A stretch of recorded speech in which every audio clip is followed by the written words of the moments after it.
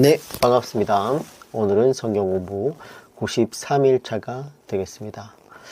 어제까지 저희가 사도행전 20장부터 28장까지 전부 마무리를 했습니다. 네, 드디어 또 이번 주 성경 공부 마지막 날이 됐죠. 그래서 오늘까지 끝까지 포기하지 말고 하나님 말씀을 잘 공부하는 저와 여러분이 됐으면 좋겠습니다. 이제 정말 얼마 남지 않았습니다. 에베소서까지 왔다는 얘기는 정말 이제 얼마 남지 않았고 28일 날 마감은 할 것 같습니다.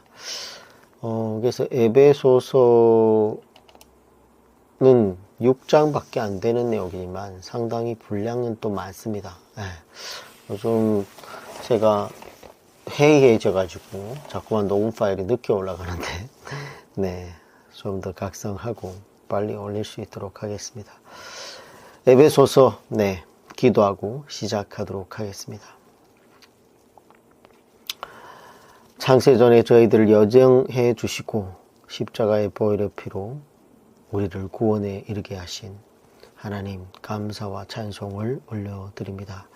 주께서 또 지난 한 주간도 눈동자처럼 지켜주시고 아무 사건 사고 없이 이 시간까지 인도해 주심에 감사를 드립니다. 주님, 우리가 예정론을 알면 하나님의 그 깊고 놀라운 뜻을 깨닫는 시간이 될 텐데 오늘 이 에베소서를 통해서 정말 주님의 그 아름다운 섭리를 깨닫게 하여 주시옵소서. 창세전에 벌써 저희들을 예정했다는 그 놀라운 비밀을 이 시간 이 예정론을 통해 깨닫게 하시고 이 예정론에 기록되어 있는 에베소서에 기록되어 있는 이 모든 것들을 우리가 정리함으로써 사사로운 이치에 빠지지 않게 하시고 이단들의 그 사상에 분별할 수 있는 그런 시간 되게 도와주시옵소서. 에베소서를 잘 공부할 수 있도록 주님 끝까지 인도하여 주시옵고 사랑하는 예수님 이름 받들어 감사하며 기도드립니다. 아멘. 네, 에베소서도 7하 원칙으로 살펴봐야 되겠죠. 기록 시기는 62년경으로 보고 있습니다. 기록 장소는 로마의 감옥이 되겠고요. 기록한 자는 바울입니다. 대상자는 에베소 교회와 주변의 교회들을 대상하고 있고요. 중요한 내용은 하나님의 예정에 기초한 교회론입니다. 기록 방법은 충분한 시간을 갖고 심오하게 기록한 회람 문서로 보고 있습니다. 기록 목적은 오는 여러 세대의 교회를 세우기 위함이 되겠습니다. 우리가 사도행전의 마지막에 보았듯이 바울이 로마에서 가택연금 상태에서 옥중서신 4권을 기록하게 됩니다. 이중 옥중서신은 바울의 인품과 학문이 최고 경지에 이르렀을 때에 기록한 문서들이었죠. 그 중에서 가장 먼저 기록된 이 에베소서를 오늘 우리가 보게 되는데 이 에베소서는 신약 문서 중에 가장 고차원적이고 심오한 문서 중에 하나입니다. 그래서 서신의 여왕이라는 별명이 있을 정도로 아주 심오한 성경책이고 매우 어렵습니다.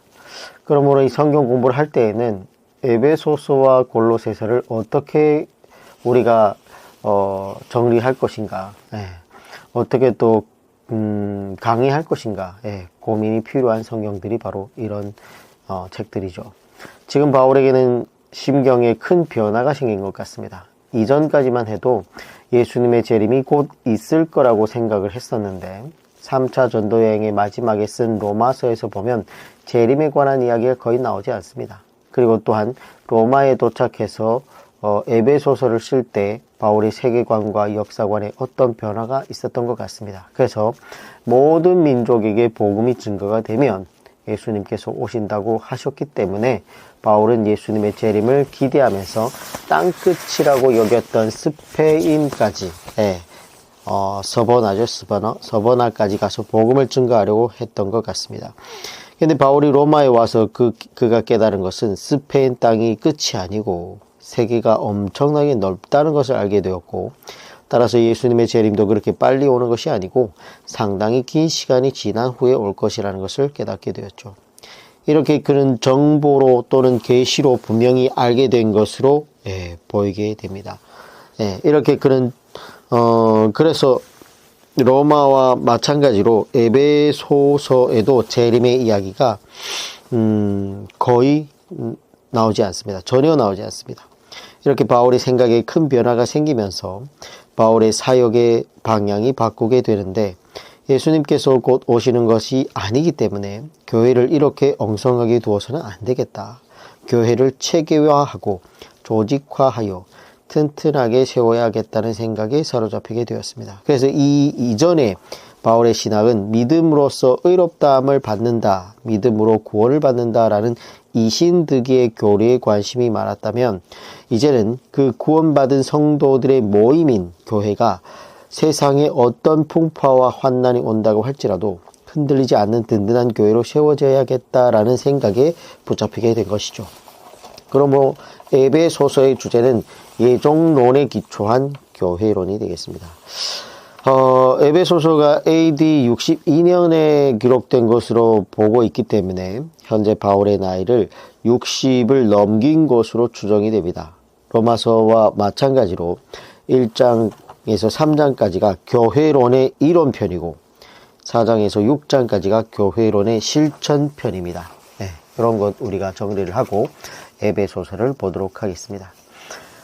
에베소서 1장 1절, 하나님의 뜻으로 말미암아 그리스도 예수의 사도된 바울은 에베소에 있는 성도들과 그리스도 예수 안에 있는 신실한 자들에게 편지하노니, 하나님 우리 아버지와 주 예수 그리스도로부터 은혜와 평강이 너에게 있을지어다. 여기까지가 문안 인사고 3절부터 서론인데, 이것은 예정론에 기초한 교회론을 이야기하려고 일단 서론을 진행하는 거예요. 서론의 첫 마디가 뭐냐면 찬송하리로다.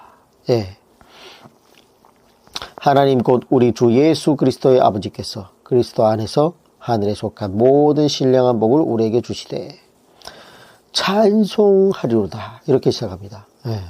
지금 바울이 억울하게 국금된 지가 가이사랴에서 2년, 항해 중에서 6개월, 또 로마에 와서 여전히 자유가 없는 상태임에도 불구하고 뭐예요? 우리 같으면 불평 원망하리로다 이렇게 생각할 텐데, 그렇게 한 게 아니고 하나님을 찬송하리로다 라고 하면서 시작합니다. 바울이 왜 이렇게 환경과 여건을 초월하여 하나님을 찬송하는가 하면, 그것은 그리스도 안에서 하늘에 속한 모든 신령한 복을 우리에게 주시되, 신령한 복 때문에 하나님을 찬송하였다는 거예요. 이 신령한 복을 주셨기 때문에 찬송하리라도 라고 한 건데, 우리도 이 신령한 복이 깨달아지면 어떤 환경과 여건에 있다고 할지라도 하나님을 향한 찬송이 터져 나오게 되는 거예요. 그래서 이 신령한 복이야말로 진정한 복이고, 하늘에 속한 복이 진짜 복이라는 거예요. 땅의 복, 세상의 복은 없어질 것이고 의미가 없는 거죠. 그러나 그러한 것들은 솔로몬이 다 경험해 보니 뭐예요? 헛되고 헛되면 헛되고 헛되니 모든 것이 다 헛되다라고 고백하지 않았습니까? 그래서 세상 복보다도 우리가 추구해야 될 것이 뭐냐? 하늘의 신령한 복. 오늘날 이 세상의 것들은 뭐 자녀, 직업, 집, 차, 뭐 이런 것들 다 뭐 돈, 명예, 권력, 이런 것들을 다 얘기하지 말고 하늘에 속한 복을 사모하라고 지금 얘기하고 있습니다. 그래서 하늘의 복을 사모하고 바라보는 성도가 우리가 되어야 된다는 거예요. 이 복에 눈을 뜨면 바울처럼 뭐예요? 찬송이 터져 나오는 거예요. 이 하늘에 속한 신령한 복을 7가지로 정리할 수 있는데, 지금부터 7가지를 번호표를 달면서 읽어보도록 하겠습니다. 1장 4절, 곧 창세전에 그리스도 안에서 우리를 택하사 우리로 사랑 안에서 그 앞에 거룩하고 흠이 없게 하시려고. 첫 번째입니다. 4절을 보면 창세전에 그리스도 안에서 우리를 선택하셨다는 것이 첫 번째 하늘의 신령한 복이라는 거예요. 구약을 보면 내가 모태에 있을 때 너를 택했다라고 하는 표현이 있어도 창세 전에 너를 택했다라는 이런 표현은 없습니다. 창세 전에 라는 이런 표현은 다른 성경에는 거의 볼 수 없는 놀라운 표현입니다. 1장 5절 그 기쁘신 뜻대로 우리를 예정하사 예수 그리스도로 말미암아 그 기쁘신 뜻대로 예정했다는 거예요. 둘째가. 세 번째가 자기의 아들이 되게 하셨으니 자, 둘째는 기쁘신 뜻대로 우리를 예정했다는 것이고 첫째와 둘째가 우리 기독교 교리 중에 아주 수준 높은 교리인 예정론의 기초가 되는 본문이에요. 구원을 받을 자가 미리 정해져 있고 미리 선택되어 있다는 거예요. 이 예정론은 구원에 관한 예정을 말하는 것이 모든 운명이 결정되어 있다는 숙명론, 운명론을 말하는 것이 아닙니다. 구원에 관해서 예정되어 있다는 거예요. 구원 이외의 것은 모든 것은 인간의 선택과 행동에 따라서 달라지는 거예요. 보통은 예정이 있으면 자유가 손상되고 자유가 있으면 예정이 손상되는데 인간의 선택의 자유와 의지의 자유, 그 인간의 임의성이 전혀 침해받지 않으면서도 구원에 관한 예정이 정확히 성취되어 간다는 거예요. 그러므로 이것은 인간의 머리로는 이해할 수 없는 신비의 영역입니다. 이러한 영역이 삼위일체와 예정론이라고 할 수 있죠. 자, 셋째는 하나님의 아들들이 되게 했다라는 거예요. 참 놀랍죠. 그래서 이 1장 7절 다시 보겠습니다. 우리는 그리스도 안에서 그의 은혜의 풍성함을 따라 네 번째 그의 피로 말미암아 속량 곧 죄사함을 받았느니라. 넷째는 그의 피로 말미암아 속량 곧 죄사함을 받았다라는 거예요. 우리가 로마서를 통하여 배웠던 복이 바로 있지 않습니까? 바로 이런 복이죠. 1장 8절 이는 그가 다섯 번째입니다. 모든 지혜와 총명을 우리에게 넘치게 하사. 다섯째는 모든 지혜와 총명을 우리에게 넘치게 했다라는 거예요. 여섯 번째 1장 9절 그 뜻의 비밀을 우리에게 알리신 것이요 그의 기뻐하심을 따라 그리스도 안에서 때가 찬 경륜을 위하여 예정하신 것이니. 여섯 번째는 그의 뜻의 비밀을 우리에게 알리게 했다라는 거예요. 참 놀랍습니다. 전에도 얘기를 했지만 예수님을 구원자라는 게 뭐예요?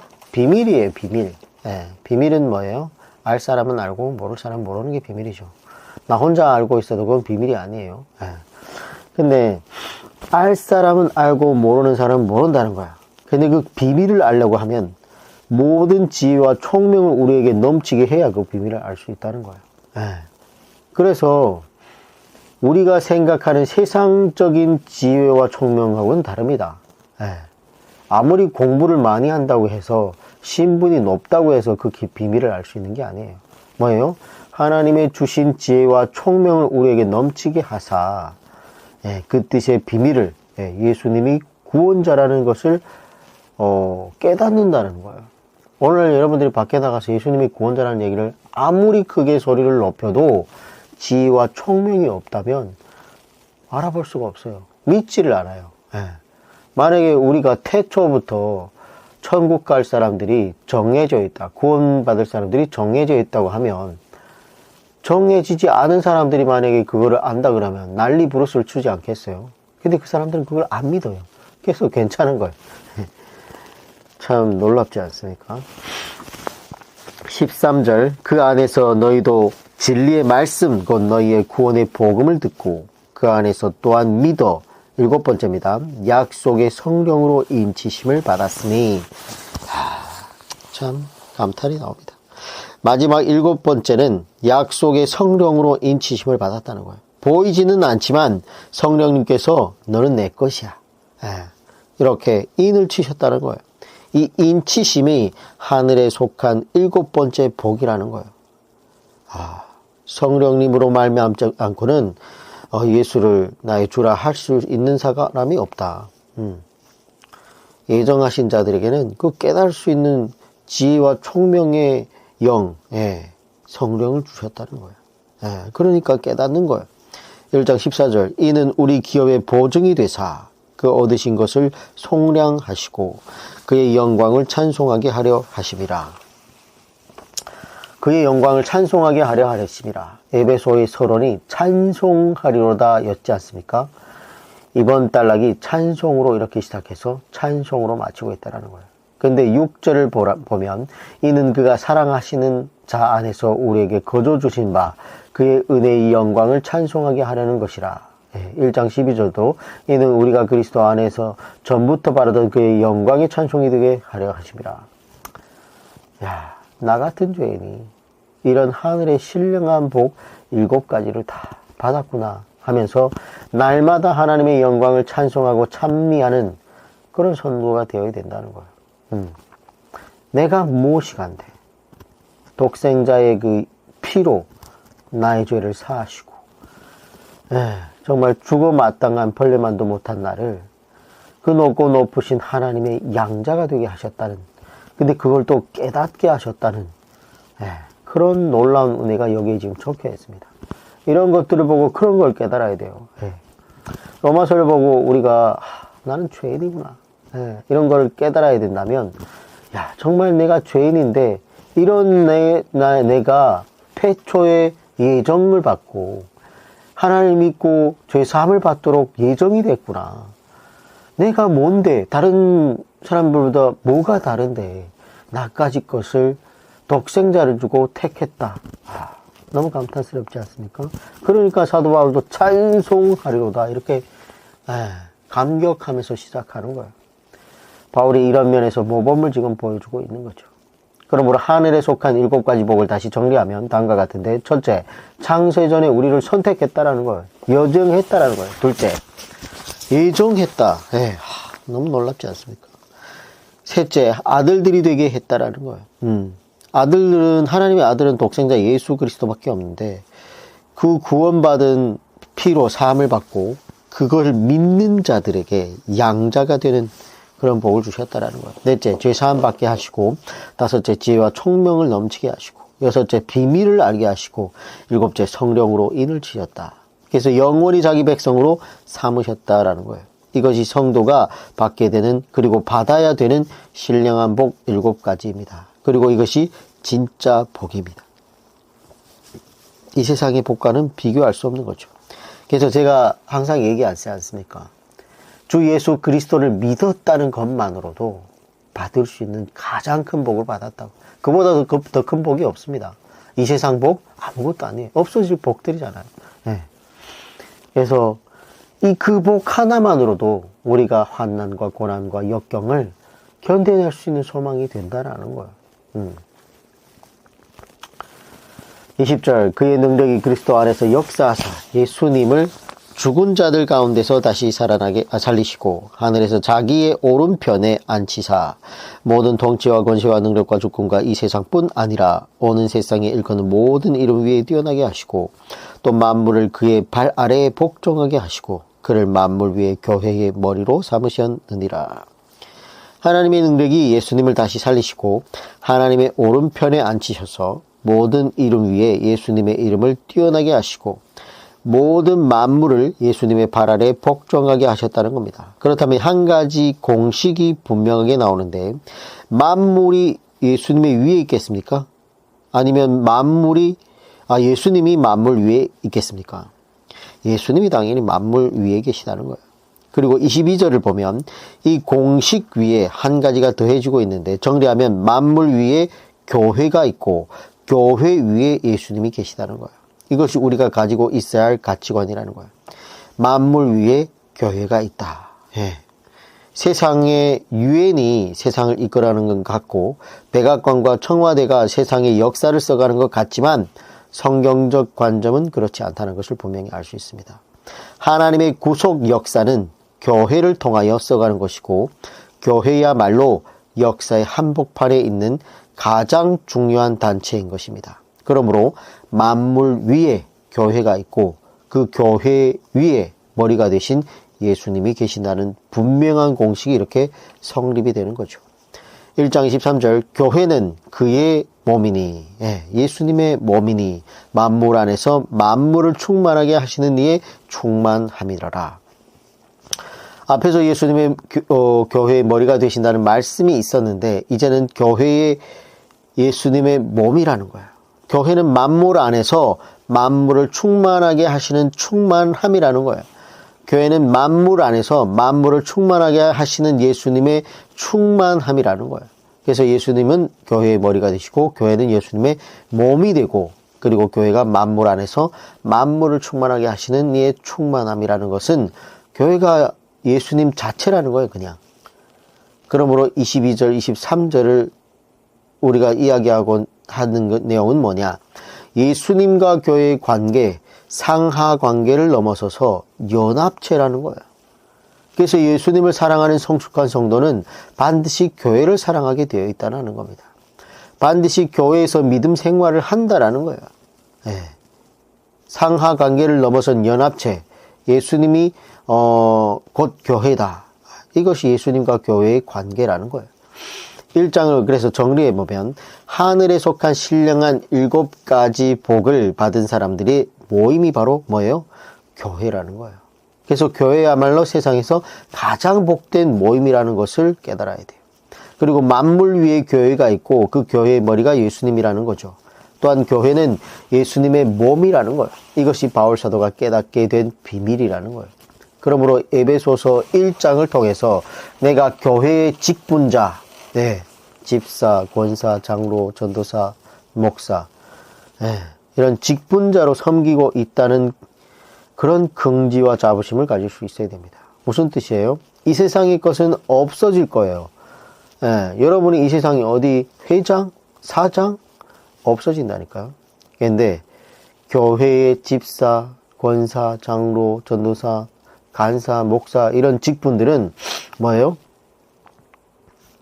영원하다는 거예요. 영원하다.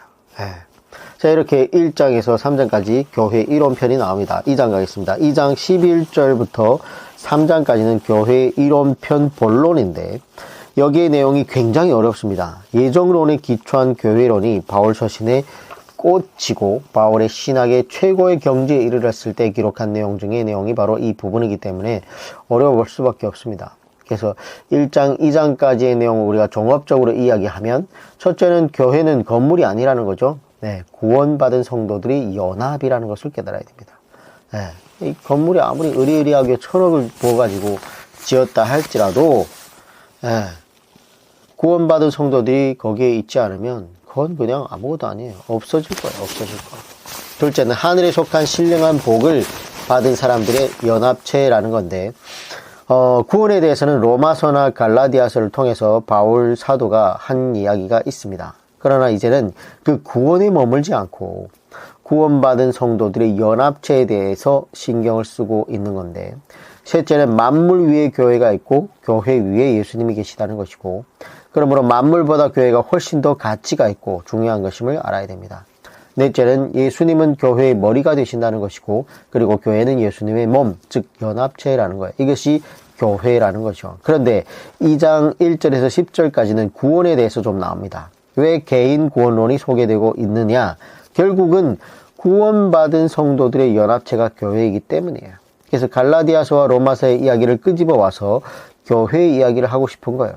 그러므로 우리도 갈라디아서와 로마서에 머물러 있으면 안 되고 반드시 에베소까지 와야 돼요. 에베소서까지. 근데 여기까지 온 성도들이 이렇게 처음부터 쭉 이어서 본 성도들이 별로 많지 않습니다.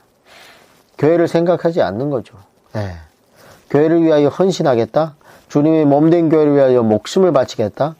교회를 다음 세대에 물려주겠다고 하는 마음이 있어야 되는데 그런 마음이 없습니다. 오늘 교회를 보면. 이런 상태로 예수님이 100년 안에 올 수 있겠습니까? 못 옵니다. 오늘 우리 교회들이 살아남아야 돼요. 이런 교회들이 없으면 한국 교회가 미래가 없는 거예요. 근데 교회를 생각하지 않는 거예요. 교회 안에서 말씀이 가르쳐져야 되는데 구원받은 백성들로 가르쳐야 되는데 가르쳐지지 않고 있다는 거예요. 나 진리를 알았다.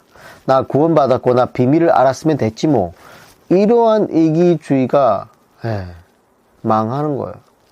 이런 개인적인 이기주의가 결국 또한 교회를 망하게 하는 거예요. 반드시 교회까지 와야 돼요. 내가 교회를 사랑하는 마음, 예수님의 몸 자체이지 않습니까? 그런 마음이 있어야 돼요. 그리고 교회가 세워지는 과정을 2장 뒷부분에 소개하고 있는데 2장 20절 너희는 사도들과 선지자들의 터 위에서 세우심을 입은 자라. 그리스도 예수께서 친히 모퉁이 돌이 되셨느니라. 그 안에서 건물마다 서로 연결하여 주 안에서 성전이 되어 가고 너희도 성령 안에서 하나님이 거하실 처소가 되기 때문에 그리스도 예수 안에서 함께 지어져 가느니라. 첫째는 예수님께서 교회의 기초터가 되어주신다는 거고 지금 이 교회의 기초터 모퉁이 돌은 예수님이라는 거예요. 둘째는 선지자와 사도들이 그 터를 닦았다는 거고 셋째는 성도 한 사람 한 사람이 산돌이 되어서 리빙 스톤이 되어서 서로 연결되고 연합되어 드디어 튼튼한 교회가 세워져 가는 거죠.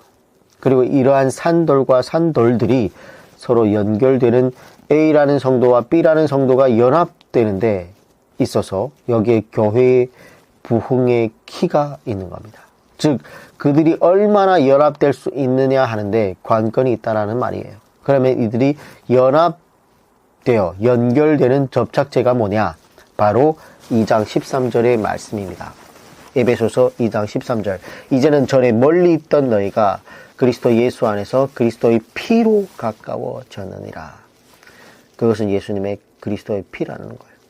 예수 그리스도의 피가 막힌 담을 헐어주시는 거예요.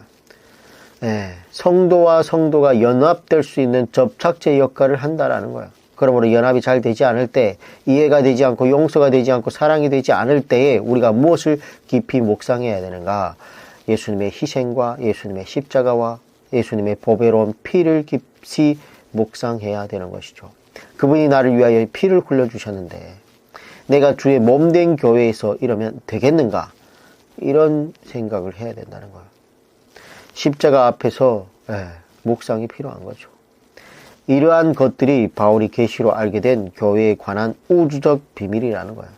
정말 우주적 비밀이죠. 이건 이보다 더 큰 비밀이 있을까? 이러한 사실이 우리에게 와닿으려면 시간이 좀 필요할 수 있는데 머리로만 이해가 돼서는 안 돼요. 정말 이 말씀을 묵상하면서 감격하고 눈물이 나야 돼요. 그런 은혜가 여러분에게도 있기를 소망합니다. 3장 1절 이러므로 그리스도 예수의 일로 너희 이방인을 위하여 갇힌 자 된 나 바울이 말하거니와. 그리스도 예수의 일로 교회의 일이죠. 교회를 개척하고 교회를 세우는 일이죠. 그런데 이 말씀이 개역 성경에는 이렇게 되어 있습니다. 이러므로 그리스도 예수의 일로 너희 이방을 위하여 갇힌 자 된 나 바울은. 근데 개정판에서는 이 부분을 오히려 매끄럽지 못하게 좀 만들어버린 건데 교회를 세우는 이 놀라운 일에 쓰임받는 일이 너무나도 감사하고 감격스럽고 또한 그 일을 하다가 지금 감옥에 갇혀 있고 하니까 감정이 벅차올라서 눈물이 흘러서 바울 사도가 말을 잊지 못하고 있는 겁니다. 나 바울은 하고 눈시울이 지금 붉어진 거예요. 3장 2절 너희를 위하여 내게 주신 하나님의 그 은혜의 경륜을 너희가 들었을 터입니다. 하나님의 그 은혜의 경륜을 하나님의 구원의 계획을 말하는 거예요. 창세전에 선택하시고 예정하신 백성들이 있는데 그들이 어떤 기관을 통하여 하나님의 품에 안기게 되었는가? 교회를 통해서 그렇게 된다는 거예요. 그 하나님의 구원 계획, 구속사는 교회를 통하여 성취되기 때문에 교회는 반드시 주님 오실 때까지 든든하게 유지되어야 한다는 거예요. 3절 곧 계시로 내게 비밀을 알게 하신 것은 내가 먼저 간단히 기록함과 같으니. 계시로 내게 비밀을 알게 하신 것은 이것은 예종론에 기초한 교회론을 말하는 거죠. 교회가 비밀이라는 거예요. 근데 이 비밀을 먼저 간단히 기록했다는 것이 어디냐? 바로 에베소서 1장 2장입니다. 그래서 1장 2장에서 설명했던 교회에 관한 내용이 바울이 계시로 알게 된 비밀이라는 거예요. 3장 4절 그것을 에베소서 1장 2절을 읽으면 내가 그리스도의 비밀을 깨달은 것을 너희가 알 수 있으리라. 계시로 알게 된 비밀, 이게 바로 교회론인데 5절 이제 그의 거룩한 사도들과 선지자들에게 성령으로 나타내신 것 같이 다른 세대에서는 사람의 아들들에게는 알리지 아니하셨으니. 그의 거룩한 사도들과 선지자들에게, 이들은 초대교회 주의 종들을 이야기하는 것 같습니다. 다른 세대에서는 사람의 아들들에게는 알리지 아니하였다. 다른 세대는 구약시대를 말합니다. 그러니까 구약 시대에는 교회에 관한 이 비밀을 거의 알지 못했다라는 거예요. 근데 드디어 초대교회 주의 종들을 통해서 교회에 관한 비밀이 풀려지게 되었다라는 거예요. 교회를 본 사람이 바로 다니엘이죠. 그는 신약시대 성도들의 영원한 그리스도의 나라인 교회를 미리 본 적이 있었습니다. 그러나 그는 그것을 분명하게 깨닫지는 못했을 거예요. 그만큼 구약 사람들에게는 감추어져 있던 계시인데 신약에 이것이 보여지게 되었다라는 거예요. 3장 8절 모든 성도 중에 지극히 작은 자보다 더 작은 나에게 이 은혜를 주신 것은 측량할 수 없는 그리스도의 풍성함을 이방인에게 전하게 하시고. 나이가 들수록 겸손해지는 사도 바울의 모습을 볼 수 있습니다. 나중에 쓴 디모데전서와 디모데후서가 바울 사도의 유언과 같은 성경인데 디모데전서에 보면 내가 죄인 중에 괴수다라고 이렇게 표현하고 있습니다. 성숙한 그리스도인은 나이가 먹을수록 그리고 믿음의 경륜이 깊어지면 깊어질수록 머리를 숙이게 되어 있습니다. 겸손해지게 되어 있고 내가 여전히 하나님 앞에서 더 큰 죄인임을 알고 더욱 하나님 앞에 납작 엎드리게 되어 있다라는 거예요. 근데 오늘날 성도들이 나 이미 구원받았네 하면서 착각하고 있는 건 아닌지 하나님을 두려워하는 마음이 없다라는 거예요. 아닙니다. 구원받았다고 해서 죄인이 아닙니까? 평생 죄인입니다. 평생 죄인. 나이를 먹고 믿음이 깊어지면 깊어질수록 내가 주님 앞에 더 큰 죄인임을 깨닫는 것이 진정한 그리스도의 성숙한 자세라는 거예요. 조금 안다고 교만하면 망합니다. 안 돼요. 3장 9절 영원부터 만물을 창조하신 하나님 속에 감추어졌던 비밀의 경륜이 어떠한 것을 드러내게 하려 하심이라. 하나님 속에 감추어졌던 비밀의 경륜. 자, 이것이 하나님의 구원 계획, 구속사라는 거예요. 근데 이 구속사는 교회를 통하여 성취되는 거예요. 그러므로 교회가 세워져야 되고 교회가 남아 있어야 됩니다. 하지만 진리를 안다는 사람들이 이기주의에 빠져서 하나님의 나라와 하나님 뜻을 생각하지 않는다면 어떻게 되겠습니까? 그러므로 이제 교회를 통해서 감추어졌던 하나님의 비밀의 경륜이 이 땅에 성취되는 것이죠. 3장 10절 이는 이제 교회로 말미암아 하늘에 있는 통치자들과 권세들에게 하나님의 각종 지혜를 알게 하려 하심이니. 자, 이런 구속사와 같은 고차원적인 하나님의 비밀은 교회를 통하여 천사들도 알게 된다는 겁니다. 그만큼 교회가 중요한 위치를 차지하고 있다는 건데 우리는 흔히 고차원적인 진리를 천사를 통해서 교회가 알게 된다고 하는데 그렇지 않습니다. 하늘에 있는 통치자들과 권세자들에게 선한 천사, 악한 천사 모두를 말하는 거예요. 그러므로 영계의 세력들이죠. 이러한 영계의 세력들이 교회를 통하여 알게 될 정도로 교회가 중요한 위치를 차지하고 있다는 거예요. 3장 21절 교회 안에서와 그리스도 예수 안에서 영광이 대대로 영원 무궁하기를 원하노라. 아멘. 교회 안에서와 그리스도 예수 안에서. 지금까지는 교회 안에서 이런 말이 없었어요. 그리고 21절의 말씀은 교회 안에서와 예수 그리스도 안에서 영광이 뭐예요? 대대로 영원 무궁할 줄로 믿는다. 그런 말이죠. 그래서 하나님의 영광이 대대로 풍성하기 위해서는 우리가 예수 그리스도 안에 있어야 된다는 얘기입니다. 그리고 또한 건강한 교회 안에 있어야 되겠죠. 여기까지가 교회론 이론편입니다. 자, 이제 4장부터는 교회론 실천편이 나오는데 4장은 교회의 하나됨을 위한 권면입니다. 교회의 하나됨은 교회의 생명이죠. 교회는 반드시 하나로 연합되어야 됩니다. 4장 1절 그러므로 주 안에서 갇힌 내가 너희를 권하노니 너희가 부르심을 받은 일에 합당하게 행하여 너희가 부르심을 받은 일에 합당하게 행하여. 역시 실천편이죠. 합당하게 행동해라는 거예요. 2절 모든 겸손과 온유로 하고 오래 참음으로 사랑 가운데 서로 용납하고. 그리고 실천의 첫 단추는 뭐예요? 겸손이라고. 겸손. 두 번째는 온유라는 거고. 즉 겸손하고 친절하고 부드러워야 된다라는 거예요. 그리고 오래 참아야 된다라는 거예요. 그리고 뭐예요? 사랑으로 서로 용서해야 된다라는 얘기입니다. 3절 평안에 매는 줄로 성령이 하나 되게 하신 것을 힘써 지키라. 그 다음에는 우리에게 뭐가 있어야 되냐?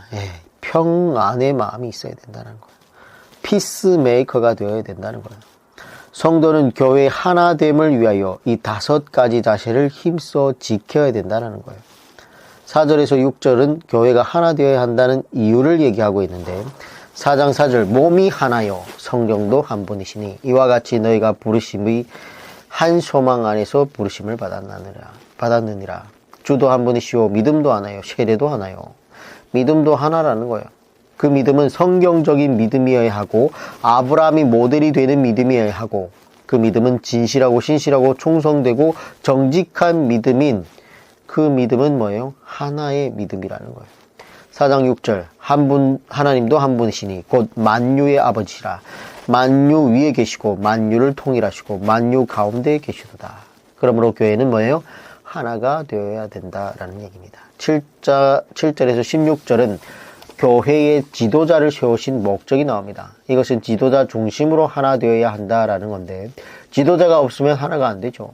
반드시 지도자가 구심점을 잡아주고 그 지도자를 중심으로 하나가 되어야 된다라는 겁니다. 4장 11절 그가 어떤 사람은 사도로 어떤 사람은 선지자로 어떤 사람은 복음을 전하는 자로 어떤 사람은 목사와 교사로 삼으셨으니 이는 성도를 온전하게 하여 봉사의 일을 하게 하며 그리스도의 몸을 세우려 하심이라. 자, 이는 이렇게 교회의 지도자를 세우는 목적은 첫째는 성도를 온전하게 하고 단순히 구원시키는 정도가 아니고 성도를 말씀으로 온전하게 해야 된다라는 얘기입니다.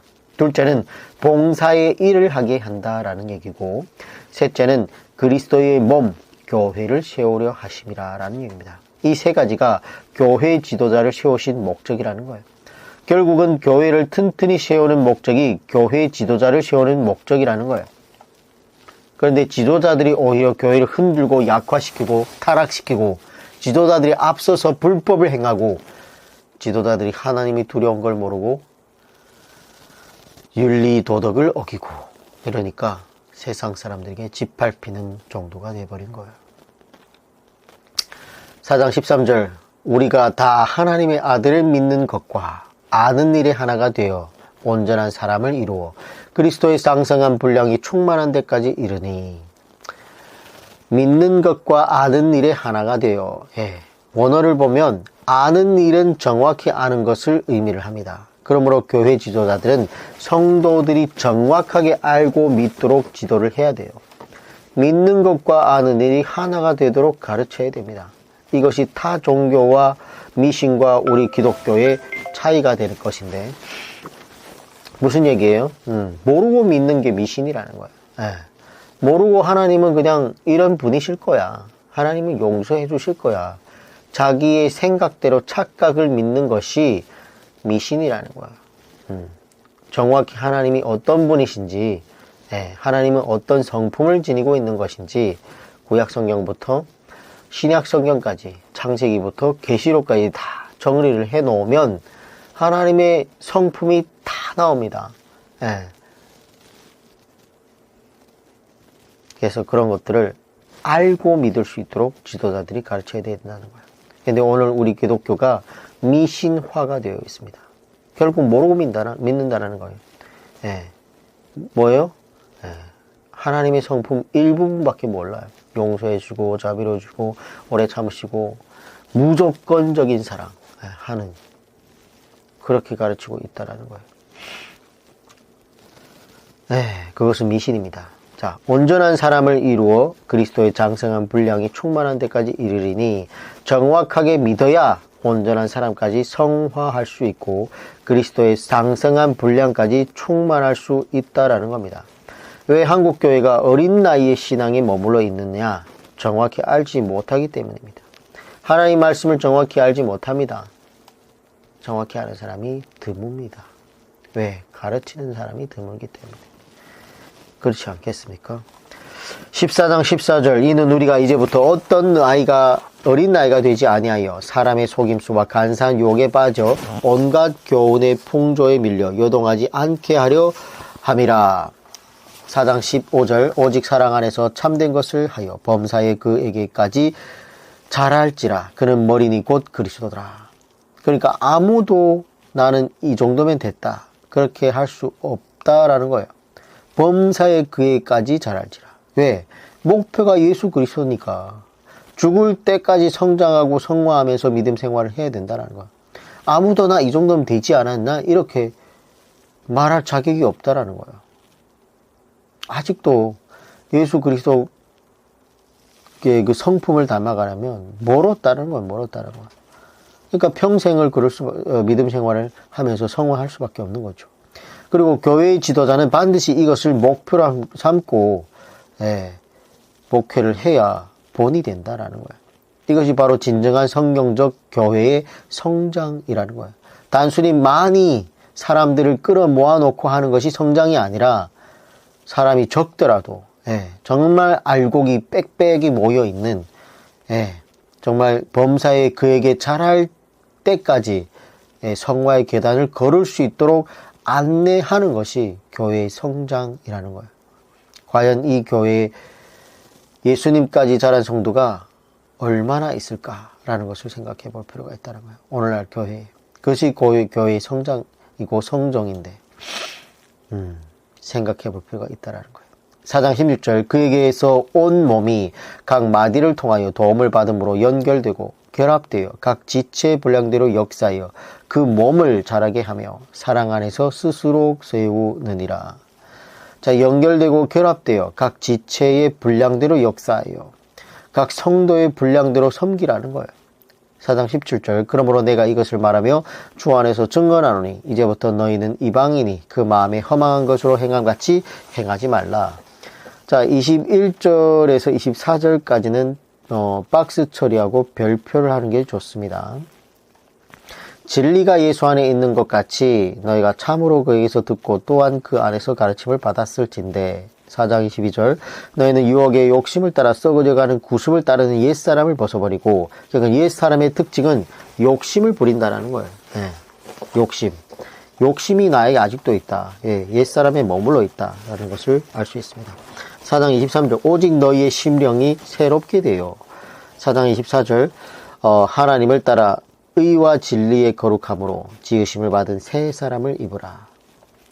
의와 진리의 거룩함으로 번역이 좀 이상한데 진리의 의와 거룩함으로 이렇게 번역해야 됩니다.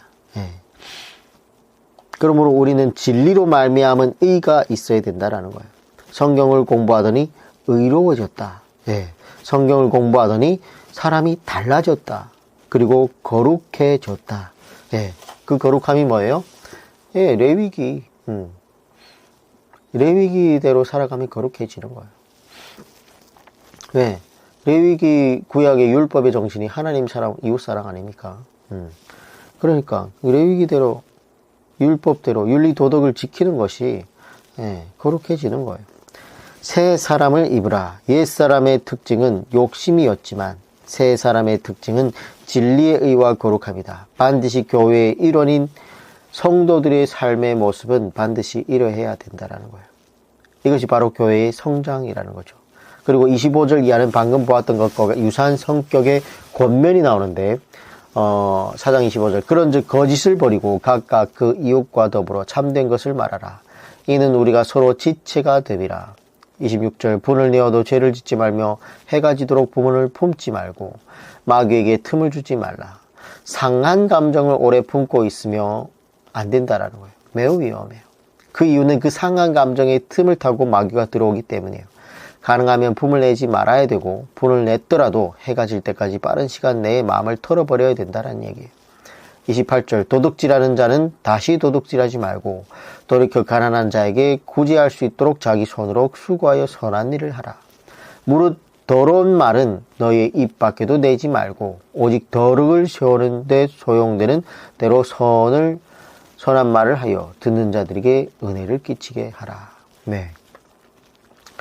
그래서 도둑질하는 자는 다시 도둑질하지 말고 돌이켜라. 그리고 뭐예요? 돌이키는 데까지가 회개가 아니고 뭐예요? 이제는 돌이켜서 가난한 자에게 구제할 수 있도록. 전에는 도둑질하는 자였지만 이제는 남의 것을 훔치는 자였지만 이제는 사랑을 베푸는 자가 되어라.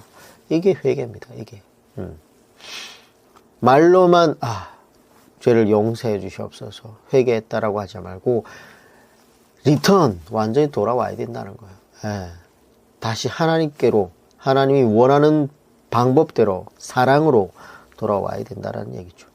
이 모든 말씀들은 앞에서 봤던 것처럼 그리스도의 장성한 분량이 충만한 데까지, 예, 이게 구체적으로 이어지고 있는 거예요. 자, 그리고 30절 말씀은 25절에서 29절의 종합이 되겠는데, 4장 30절, 하나님의 성령을 근심하게 하지 말라. 그 안에서 너희가 구원의 날까지 인치심을 받았느니라. 성령을 근심하게 하지 말라는 거예요.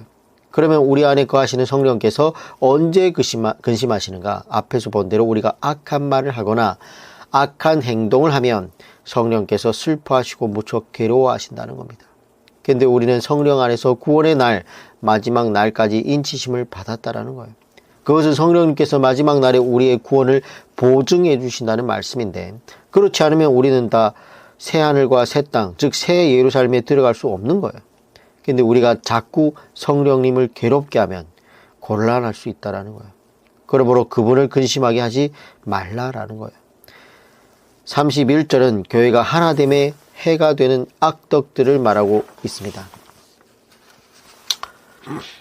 4장 31절, 너희는 모든 악독과 노함과 분냄과 떠드는 것과 비방하는 것을 모든 악의와 함께 버리고, 그리고 32절은 교회의 하나됨에 덕을 끼치는 미덕들이라. 서로 친절하게 하며 불쌍히 여기며 서로 용서하기를 하나님이 그리스도 안에서 너희를 용서함과 같이 하라. 자, 이렇게 4장 전체 내용이 바로 이 4장의 말씀처럼 성령이 하나게 되게 하신 것을 힘써 이런 식으로 지키라는 말씀 메시지가 기록되어 있습니다. 뭐예요? 4장 3절에 평안에 매는 줄로 성령이 하나 되게 하신 것을 힘써 지키라 라는 내용이 기록되어 있지 않습니까? 자, 이 내용을 이렇게 구체적으로 말씀하고 있는 건데, 그러므로 늘 성경을 볼 때에 여기에서 가장 우렁차게 퍼지는 메시지는 뭐냐? 가장 중심은 무엇인가를 파악해야 돼요. 그 메시지가 바로 4장 3절에 평안에 매는 줄로 성령이 하나 되게 하신 말씀을 힘써 지키라. 그 힘써 지키려면 어떻게 해야 되느냐? 금방 우리 4장 내용을 쭉 봤습니다. 그래서 리턴, 돌아와야 된다라는 거예요. 너희는 모든 악독과 노함과 분냄과 떠듬과 비방하는 것을 모든 악의와 함께 버리고 욕심을 버리라. 이런 얘기가 기록되어 있습니다.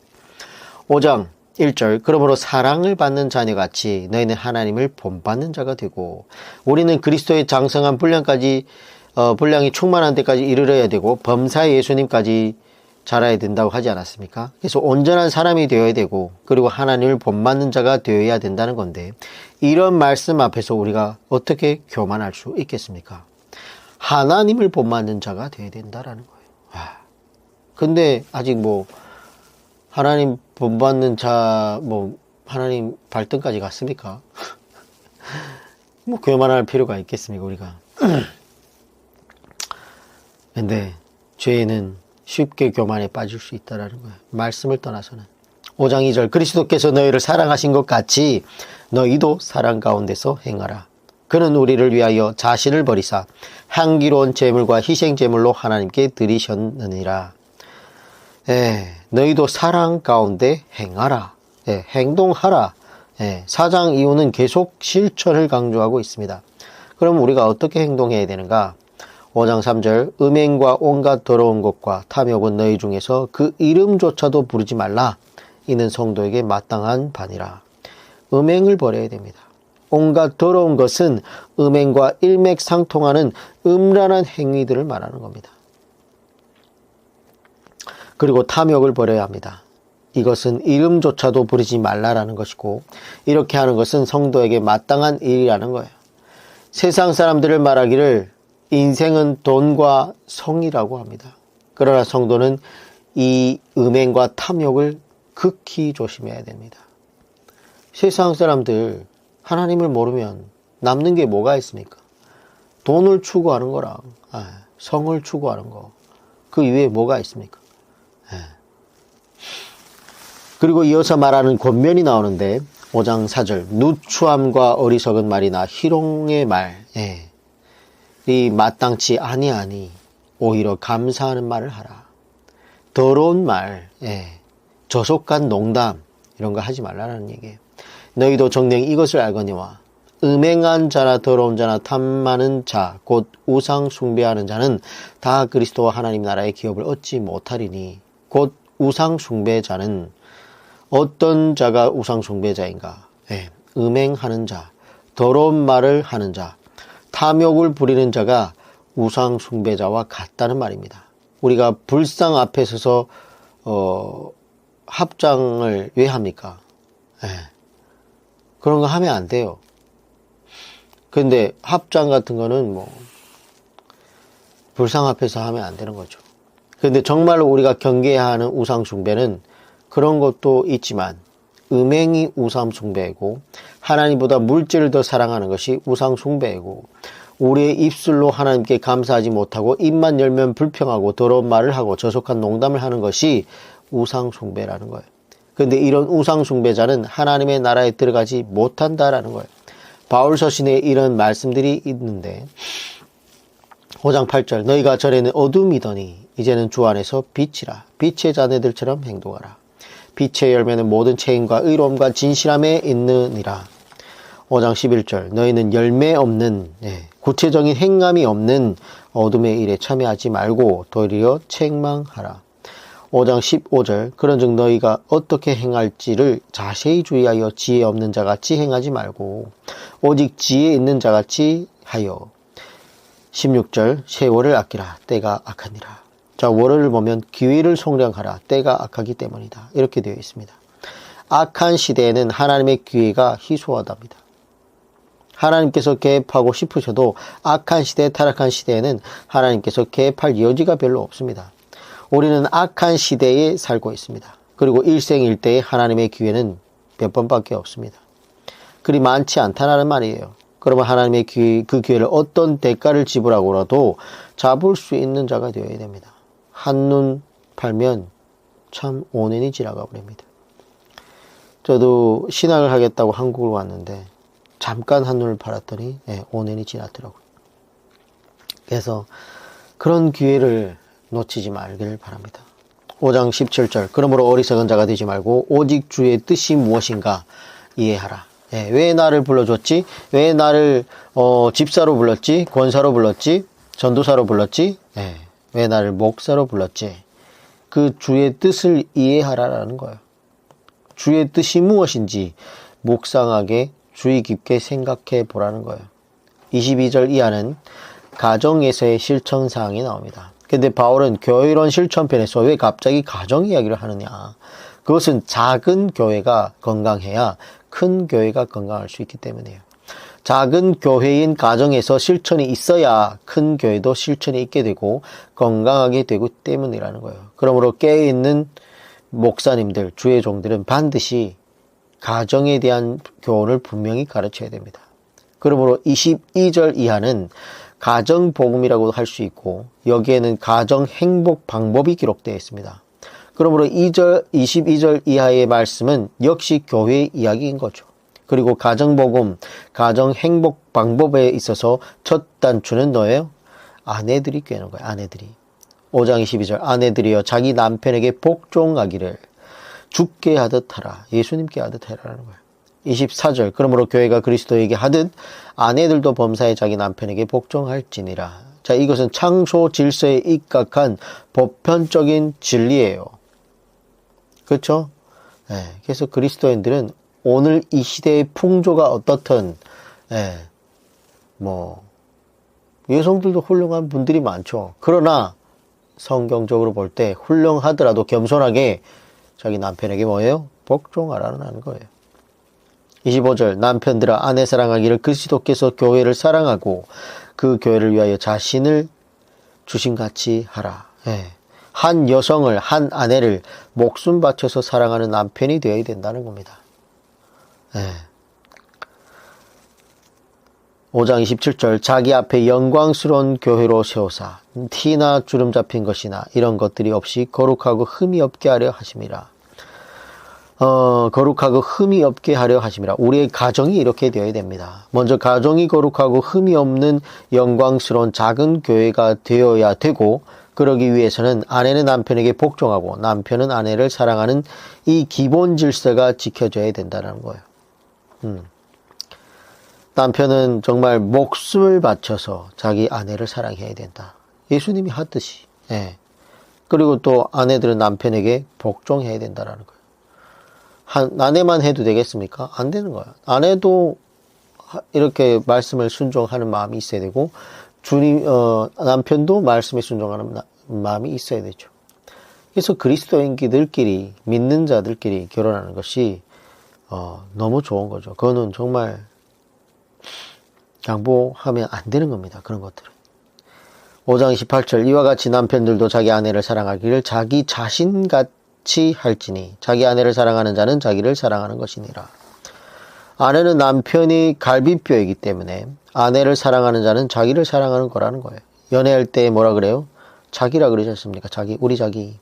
이 말도 생각해보면 자기가 자기인 거죠. 예, 나라는 거예요. 그 사람이. 원래 남편과 아내는 한 몸이었고 그래서 남편이 아내를 사랑하는 것은 자기 자신을 사랑하는 거예요. 아내라는 말도 내 안에 있었던 사람이라는 말이에요. 그렇게 이해할 수 있겠죠. 핵심은 간단합니다. 아내를 목숨 바쳐 사랑하라. 자기 자신과 같이 사랑하라. 이것은 남편들이 평생의 아내를 바라볼 때마다 항상 먹어야 되는 마음이죠.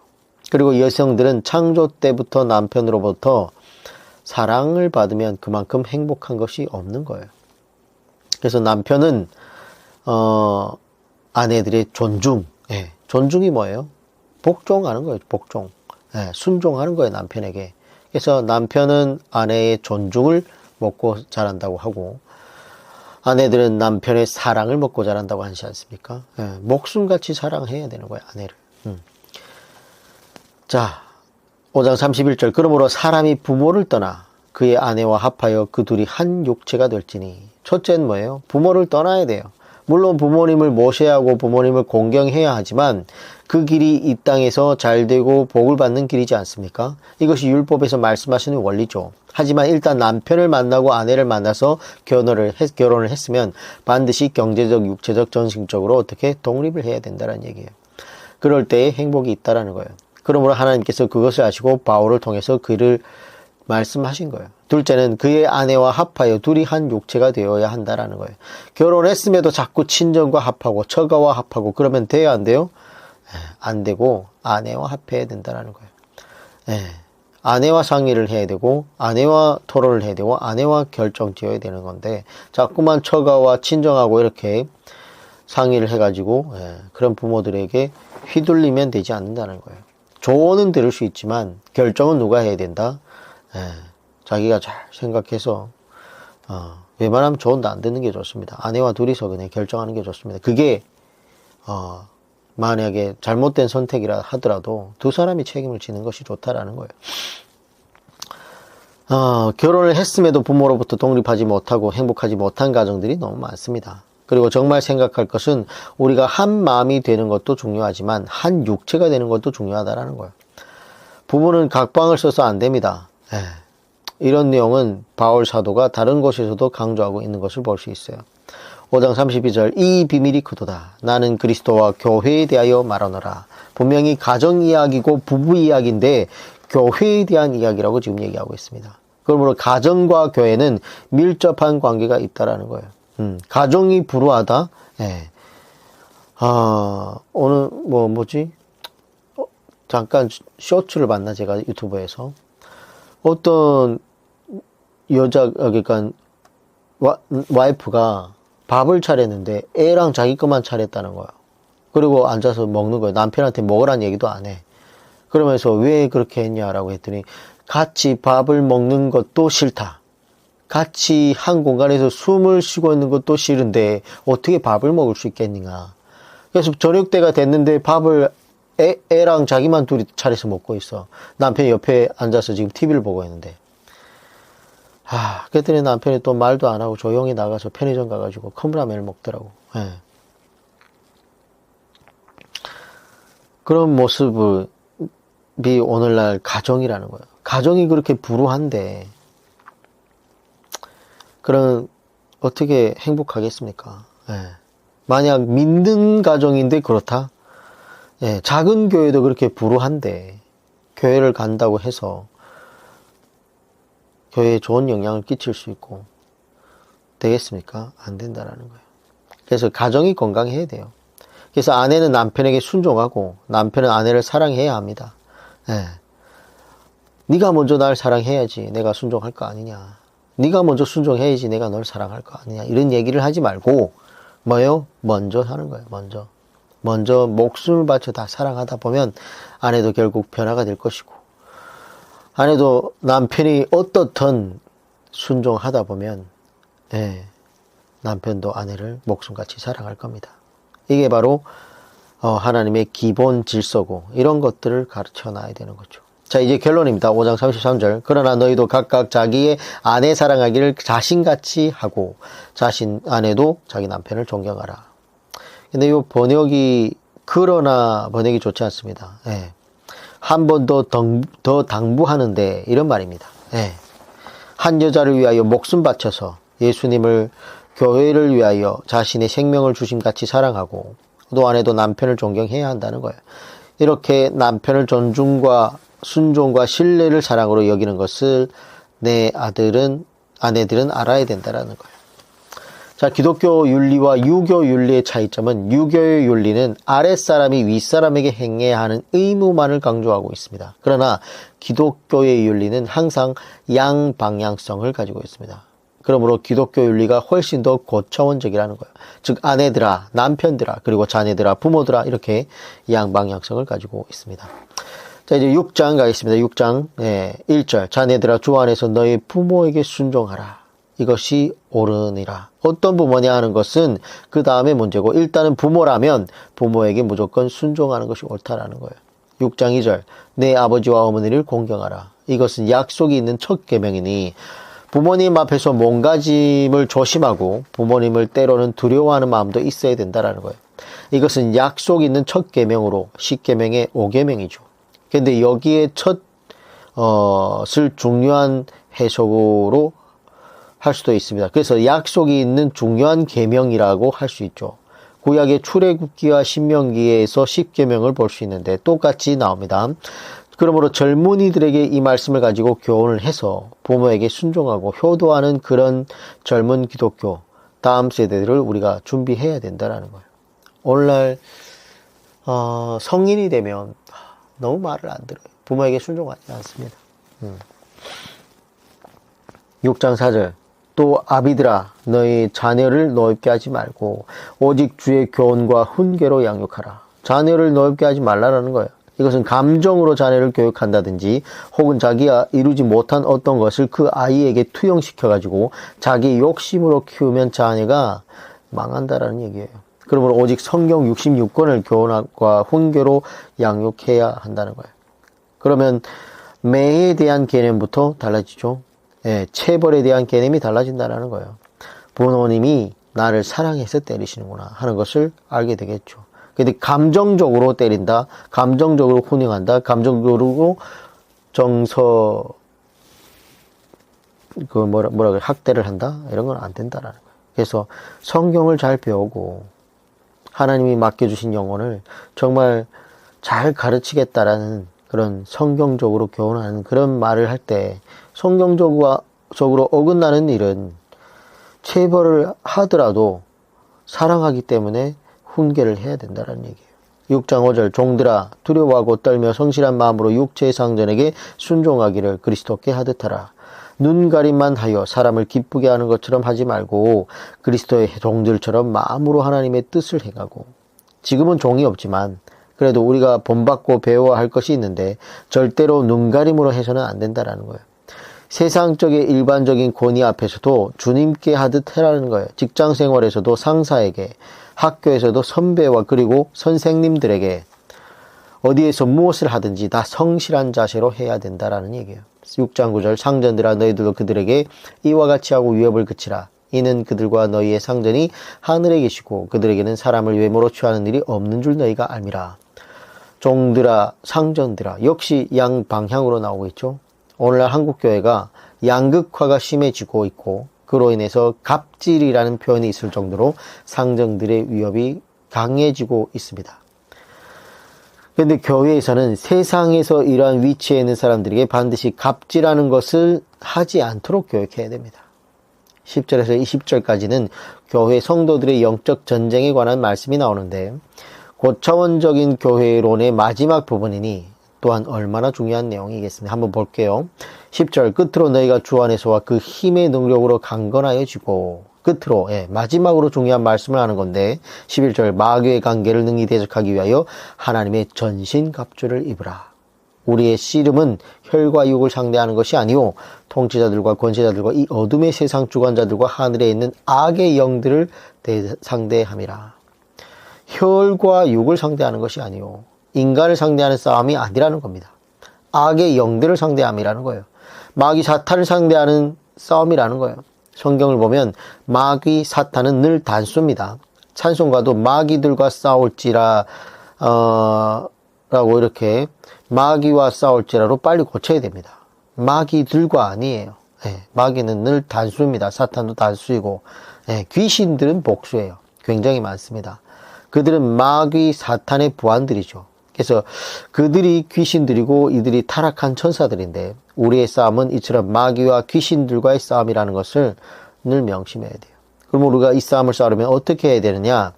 14절 그런즉 서서 진리의 너의 허리띠를 띠고 첫 번째입니다.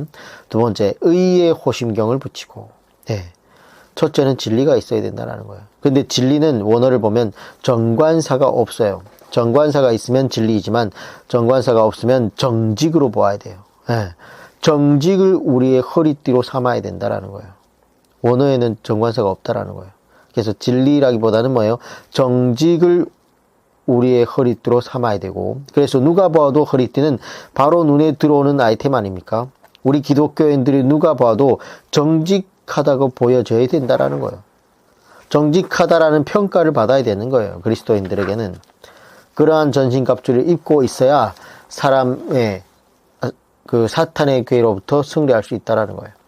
의의 호심경을 붙이고 여기에 의는 의로움을 이야기하는 거예요. 진리를 지키고 진리대로 살아가는 의를 이야기하는 겁니다. 사탄의 의로운 삶이 사탄의 공격으로부터 성도의 심장을 보호하여 준다라는 거예요. 우리의 의로운 삶이 의롭게 살아보면 사탄이 얼씬도 못한다라는 거예요.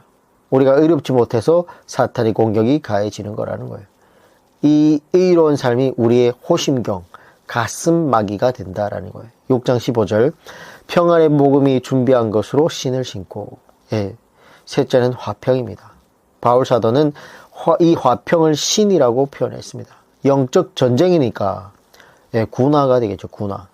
근데 그 상표가 뭐냐? 화평이라는 상표라는 화평. 우리는 지금 1년, 2년 영적 전쟁을 하고 있는 것이 아니고 굉장히 긴 영적 전쟁을 치러야 됩니다. 이렇게 영적 전쟁, 영적 행군을 치르기 위해서는 뭐예요? 긴 시간, 먼 거리를 가려면 신발이 좋아야 된다라는 거예요. 군화가 좋아야 된다라는 거예요. 근데 화평의 군화를 신어야 된다라는 거예요. 화평하게 하는 자가 인간관계가 성숙하지 못한 자들을 뭐예요? 영적 전쟁을 이렇게 감당할 수 있도록 한다라는 거예요. 인간관계가 성숙하지 못하면 영적 전쟁을 감당할 수 없는 거예요. 그래서 인간관계에 성숙해야 긴 영적 전쟁을 감당할 수 있는 거라는 거예요. 그러므로 화평하게 하는 화평의 군화를 신어야 된다라는 것이고 6장 16절 모든 것 위에 사정이 아니고 네 번째죠. 믿음의 방패를 가지고 이로써 능히 악한 자의 모든 불화살을 소멸하고 믿음의 방패가 있어야 된다는 거예요. 믿음이라는 단어가 히브리어로 에무나라고 그러고 헬라어로 피스티스라고 했죠. 뜻은 똑같습니다. 그래서 진실하고 신실하게 믿는 믿음이라는 거예요. 그러므로 오늘 우리가 주님 하는 믿음은 믿음이 아닐 수 있다는 거예요. 그러면 믿음이라는 말은 원어로만 보아도 신실하고 진실하고 충성되고 정직하고 견고한 믿음이 있어야 된다라는 거예요. 이런 진실하고 신실한 믿음이 있어야 마귀의 불화살을 소멸할 수 있다라는 거예요. 조금만 흔들면 감정이 사그라들고, 조금만 시험이 오면 시험이 들어가서 힘이 빠져버리고, 그래서 교회도 안 나오고, 이런 믿음은 정말 신실하고 진실한 믿음이 아니고 충성된 믿음이 아니라는 거예요. 근데 반면에 진실하고 신실하고 충성되고 정직한 믿음이 되면 마귀의 불화살을 소멸할 수 있다라는 얘기가 되어 있습니다. 그래서 믿음은 뭐예요? 방패라는 거, 방패. 17절, 다섯 번째, 구원의 투구와 여섯 번째, 성령의 곧 하나님의 말씀을 가지라.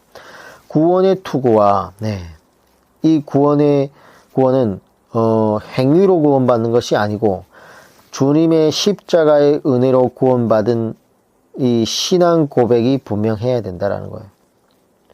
주님의 피로, 독생자 예수의 피로 내가 구원받았다라는 그런 신앙 고백이 분명히 있어야 된다라는 거예요. 이것이 무너져 버리면 내가 손상을 당하는 거죠. 반드시 예수 그리스도의 십자가의 은혜로 구원을 받을 것이다. 이 신앙 고백이 분명해야 우리의 신앙의 뇌가 손상을 받지 않는다는 거예요. 그리고 성령의 검, 곧 하나님의 말씀을 가지라. 가장 중요하죠. 지금까지는 모두가 방어용 갑주였어요. 방어용 전신 갑주 아이템이었다면, 근데 유일하게 공격형 아이템이 나오는데 그것이 바로 성령의 검. 근데 우리는 성령의 검이라고 하면 자꾸 어떤 미신적인, 샤머니즘적인 그런 영향을 받아서 그런 쪽으로 자꾸 해석을 하는데 아니에요. 가장 강력한 성령의 검은 하나님의 말씀입니다. 성령의 검, 곧 하나님의 말씀을 가지라는 거예요. 이게 바로 가장 고차원적인 성령 역사라는 거예요. 그래서 오늘날 우리가 이렇게 성경 공부하는 이게 정말 중요한 하나님의 성령의 검을, 아이템을 장착하는 겁니다. 그래서 이게 하나님의 전신갑주의 유일한 공격형 무기입니다. 그래서 핵심 무기죠. 그래서 무사들이 어떤 전쟁터에 나갈 때 다른 것은 없어도 괜찮을 수 모르지만 칼이 없으면 아무것도 할 수 없지 않습니까? 오늘 군인이 전쟁에 나갈 때 마치 총을 들고 나가지 않는 것과 똑같아요. 그 말씀이 없으면. 오늘날 교회의 문제는 하나님 말씀이 없다라는 거예요. 그래서 사탄에게 이렇게 농락을 당하는 거예요. 전신갑주 중에 하나도 없어요, 거의. 우리가 사탄에게 방어할 만한 것이 아니라 때로는 사탄의 진지를 부수고 공격할 수도 있는 사람이 되어야 되는데, 그러기 위해서는 반드시 하나님의 말씀을 갈고 닦아야 해야 된다라는 거예요. 정말 우리가 지금 이렇게 공부하는 것을 매일 1시간씩 이렇게 10년만 갈고 닦으면 최고의 검객이 되지 않겠습니까? 6장 18절, 모든 기도와 간구를 하되 항상 성령 안에서 기도하고 이를 위하여 깨어 구하기를 항상 힘쓰며 여러 성도들을 위하여 구하라.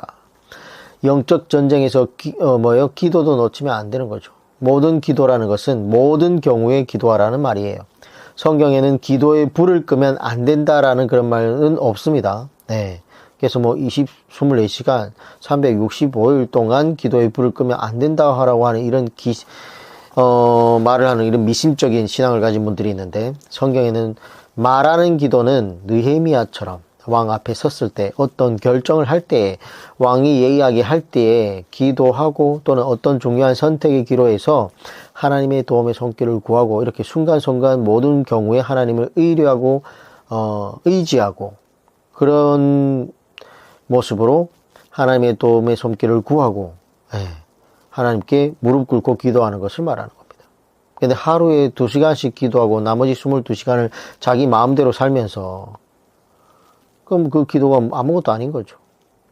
반드시 순간순간 모든 경우에, 그리고 범사에 기도하는 순간이 되어가지고 하나님의 통치권이 인정되고 하나님을 의지하고 하나님의 뜻을 구하는 그런 기도자가 되어야 된다는 거예요.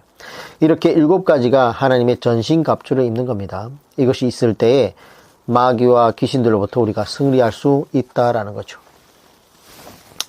자, 1절에서 24절까지는 곧 끝 인사가 나오는데, 6장 21절, 나의 사정 곧 내가 무엇을 하는지 너희에게도 알리려 하노니, 사랑을 받은 형제요, 주 안에서 진실한 일꾼인 두기구와 모든 일을 너희에게 알리리라. 사랑을 받은 형제요, 주 안에서 진실한 일꾼인 두기고. 자, 이렇게 사랑받고 진실하고 하는 이런 표현들이 나오는데, 이것은 바울 사도가 곁에서 그를 돕고 있는 사람들이 어떤 일꾼인가를 보여주고 있습니다. 그러면 우리도 사랑하는 것도 중요하지만 전 인격이 성숙해서 어디에서나 누구에게나 사랑받는 사람이 되어야 된다는 거예요. 그리고 우리가 실수도 하고 넘어지기도 하지만 그러나 진실한 사람이 되어야 됩니다. 그런 사람이 바로 다윗이죠. 그가 큰 실수를 했지만 그러나 그에게는 진실성이 있었기 때문에 백성들이 끝까지 다윗을 사랑하는 그런 모습이 발견할 수 있습니다. 그리고 이 편지를 들고 간 드기고 역시 그런 믿음의 사람이었다라는 거죠. 22절 우리 사정을 알리고 또 너희 마음을 위로하기 위하여 내가 특별히 그를 너희에게 보내오노라. 두기고를 보내오노라. 에베소에는 두기고가 이 편지를 들고 로마에서 에베소로 간 건데 근데 이 에베소에는 다른 성경 예를 들면 로마서와 같이 개인적인 안부 인사가 전혀 없습니다. 바울이 에베소에서 3년간이나 사역을 했으니까 개인적으로 안부를 인사를 전하고 싶은 대상자가 얼마나 많았겠습니까? 그러나 전혀 없다. 왜냐하면 이 에베소서는 이 에베소에서만 보는 것이 아니라 다른 지역에서도 돌려볼 수 있는 회람 문서이기 때문이에요. 그래서 즉 여러 교회가 돌려보아야 하는 문서이기 때문에 개인적인 인사는 여기에 포함시키지 않고 두기고를 통해서 개인적으로 두기고로 이렇게 구두로 이렇게 전달할 수 있도록 했던 거예요. 그 에베소서는 고차원적인 문서로 주변의 교인들이 다 돌아가면서 봐야 되는 문서이기 때문에 이렇게 문화 인사, 이런 안부 인사, 개인적인 건 뺐다라는 거예요. 그러므로 지금 두기고가 가서 읽어주고 있는 거예요. 6장 23절 아버지 하나님과 주 예수 그리스도께서로부터 평안과 믿음을 겸한 사랑이 형제들에게 있을지어다. 6장 24절 우리 주 예수 그리스도를 변함없이 사랑하는 모든 자에게 은혜가 있을지어다. 로마서가 바울의 사역의 중간에 기록한 성경이라면 에베소서는 순교하기 전에 바울의 사역이 어느 정도 경지에 이르렀을 때 기록한 말씀입니다. 그런데 말기로 가면 갈수록 이런 표현들이 계속 나옵니다. 선한 양심, 찬 믿음, 변함없는 사랑과 같은 이야기들이죠. 이것을 뒤집어 보면 양심이 화인 맞은 사람들이 많았다는 것이고 거짓된 믿음도 있었다는 것이고 변하는 사랑도 있었다 없었다? 있었다는 얘기예요. 하지만 참 안타깝게도 이때로부터 약 30년 후에 요한계시록에 있어서 보면 에베소 교회를 보면 사랑을 잃어버린 안타까운 모습을 볼 수 있습니다. 책만 받는 것을 볼 수 있죠. 그러므로 변함없이 하나님을 사랑하는 교회가 정말 아름다운 교회고 변함없이 하나님을 사랑하는 성도가 우리는 다 되어야 된다라는 거죠. 그래서 에베소서는 내용이 상당한 분량을 갖고 있습니다. 그래서 정말 이렇게 간단하게 정리했는데 어느 정도 팩트는 짚고 넘어갔는데 분량이 적지 않았죠. 그래서 우리 신약 성경 중에서도 정말 고차원적인 예정론과 교회론을 다루고 있기 때문에 반드시 꼭 배워야 되는, 꼭 알아야 되는, 또 꼭 정리해야 되는 책 중에 하나이기도 합니다. 자, 그러면 이렇게 오늘 에베소서를 마치도록 하겠습니다. 내일은 토요일이죠. 내일과 주일은 또 하나님께 전해 나가서 우리가 오늘 배웠던 것처럼 정말 영원한 것은 뭐다? 교회다. 교회에 꼭 나가셔서 하나님의 은혜의 말씀으로 여러분 또 새롭게 되기를 소망합니다. 에베소서 맨 끝에 골로새서로 간다. 신약성경 324페이지라고 적어놓습니다.